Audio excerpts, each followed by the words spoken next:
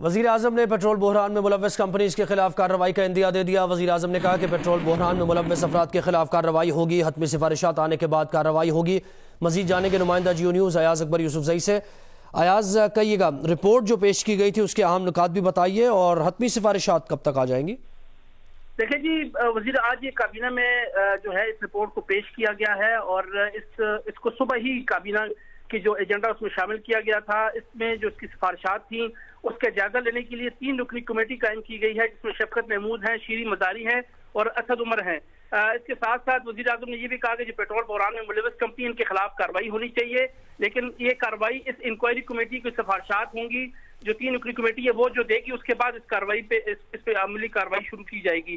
وزیر اعظم نے یہ بھی کہا کہ پیٹرول بحران میں ملوث افراد کے خلاف کارروائی فوری کریں، اور جیسی سفارشات آئیں گی۔ اس کے ساتھ ساتھ جو معاملے خصوصی برائے پیٹرولیم ندیم بابر، ان کا کابینہ اجلاس کے اندر وہ وضاحتیں دیتے رہے، کیونکہ جو انکوائری کمیشن رپورٹ ہے اس میں ان کا نام بھی آ رہا تھا۔ اس کے ساتھ ساتھ جو باقی وفاقی وزرات ہیں انہوں نے تحقیقاتی رپورٹ میں ذمہ داران ثابت ہوئے ہیں ان کے خلاف سخت کارروائی کا مطالبہ کیا۔ وزیر اعظم سے کہا کہ ان کے خلاف سخت کارروائی کی جائے۔ انہوں نے کہا کہ جو بحران آیا تو متعلقہ وزارتیں کہاں تھیں، ان کی کیا ذمہ داریاں تھیں، یہ سوالات اٹھائے وفاقی کابینہ کے اراکین نے، اور انہوں نے یہ بھی کہا کہ تیل سستا ہوا تو ایکسپورٹ کیوں روکی گئی، یہ بھی ایک بہت بڑا سوالی نشان ہے۔ انہوں نے کہا جو کمپنیاں ملوث تھیں ان کے لائسنس منسوخ کیوں نہیں ہوئے ابھی تک۔ اس کے ساتھ ساتھ جو یہ رپورٹ تھی یہ کل ہی شہزاد اکبر نے کہا تھا کہ جی ہم اس کو آج جو ہے وہ اس میں پیش کریں گے، اور اس کے ساتھ ساتھ اس کے جو اہم نکات ہیں انہوں نے یہ کہا کہ جو سیکٹری پیٹرولیم اور ڈی جی آئل ہیں یہ قصوروار ہیں۔ اس کمیشن رپورٹ کے مطابق انہوں نے انکوائری کمیشن نے اس میں یہ بھی کہا تھا کہ دونوں کے خلاف سخت کارروائی کی جائے، یہ سفارش کی گئی ہے۔ انہوں نے یہ بھی کہا اس رپورٹ کی مندرجات کے اندر کہ پیٹرول بحران کی بڑی وجہ امپورٹ پر پابندی لگائی گئی، پیٹرول جو ہے عالمی مارکیٹ میں سستا ہوا تو پابندی کی سفارش کیوں کی گئی، یہ بھی سوالیہ نشان ہے۔ انہوں نے کہا مئی اور جون میں پیٹرول خریدا گیا تاہم اس کی سپلائی روک دی گئی۔ ساتھ ساتھ حکومت کی جانب سے قیمتیں بڑھانے کی کمپنیوں کے تیل کی جو سپلائی ہے وہ بھی روکی گئی، اور 66 مارکیٹنگ کمپنیوں کے لائسنسز کو غیر قانونی قرار دیا گیا ہے۔ اس کمیشن رپورٹ کے ساتھ ساتھ ان کمپنیوں کے پاس جو آئل ذخیرہ کرنے کی گنجائش ہی نہیں تھی، یہ بھی رپورٹ میں بات سامنے آئی ہے۔ انہوں نے کہا 20 دن تک تیل ذخیرہ نہ کرنے کی مجرمانہ غفلت کو نظر انداز کیوں کیا جا سکتا ہے۔